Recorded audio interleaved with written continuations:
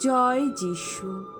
প্রথম পাঠ প্রেরিত যোহনের দ্বিতীয় ধর্মপত্র হতে আজকের বাণী পাঠ 4-9 পদ।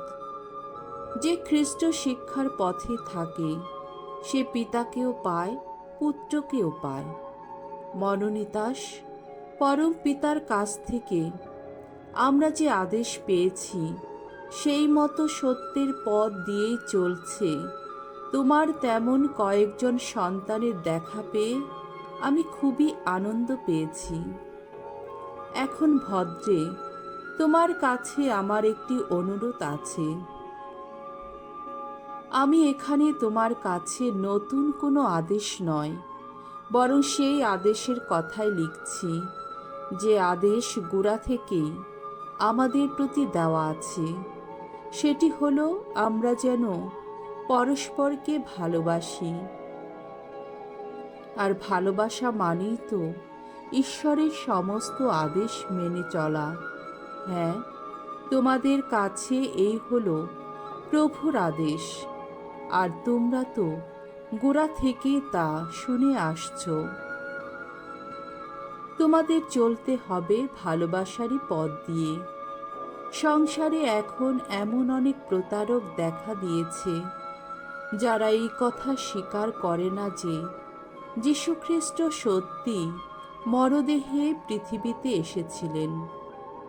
তারাই তো সেই প্রতারক, সেই খ্রিস্ট শত্রু। তাই নিজেদের সম্বন্ধে সাবধান হয়ে থেকো তোমরা, যাতে তোমাদের পরিশ্রমের ফল শেষে তোমাদের হারাতে না হয়, বরং তোমরা যেন পুরো পুরস্কারটাই পেতে পারো। যে কেউ খ্রিস্ট শিক্ষার পথে না থেকে তার বাইরেই পা বাড়ায় সে ঈশ্বরকে পেতেই পারে না। আর যে সেই শিক্ষার পথে থাকে সে পিতাকেও পায়, পুত্রকেও পায়। প্রভুর বাণী। ঈশ্বরকে ধন্যবাদ।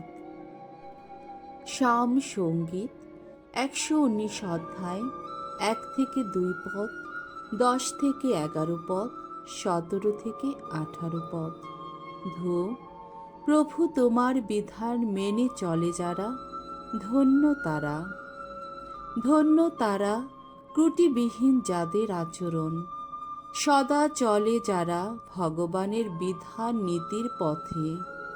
ধন্য তারাই, তার নির্দেশ পালন করে যারা। অন্তর দিয়ে করে চলে যারা, তারই অন্বেষণ।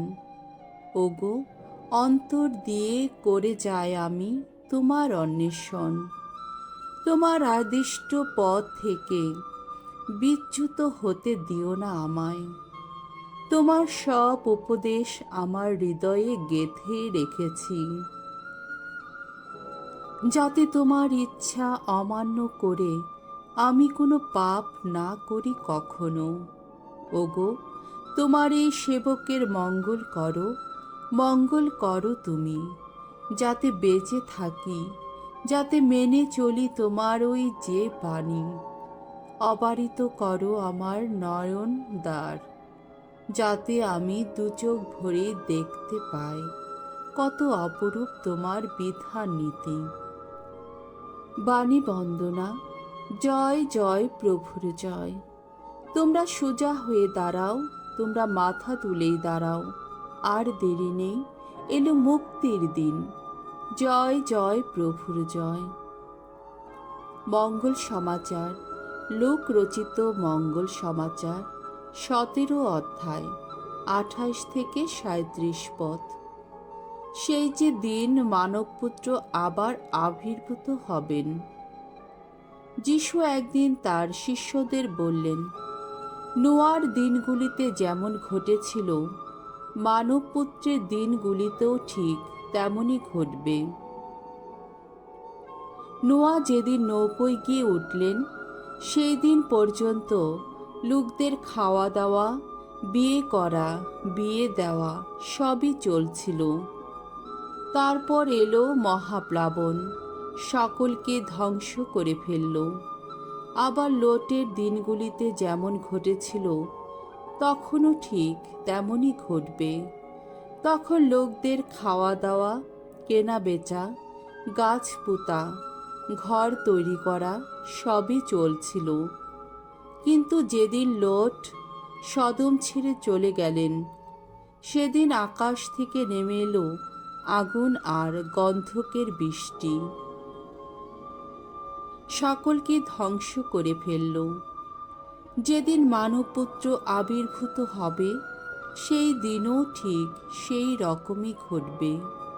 সেদিন কেউ যদি বাড়ির ছাদে থাকে আর তার জিনিসপত্র থাকে বাড়ির ভেতরে, তাহলে তা নেবার জন্যে সে যেন নিচে নেমে না আসে। তেমনি ভাবে কেউ যদি মাঠে থাকে, সেও যেন ঘরে ফিরে না যায়। লটের স্ত্রী কথা মনে থাকে যেন, যে নিজের জীবন রক্ষা করতে চেষ্টা করবে, সে তা হারাবেই। এদিকে যে নিজের জীবন হারাবে, সে কিন্তু তা বাঁচিয়ে রাখবে। আমি তোমাদের বলে রাখছি, সেই রাত্রিতে দুজন লোক যেখানে এক বিছানায় থাকবে, সেখান থেকে একজনকে নিয়ে যাওয়া হবে আর একজনকে ফেলেই যাওয়া হবে।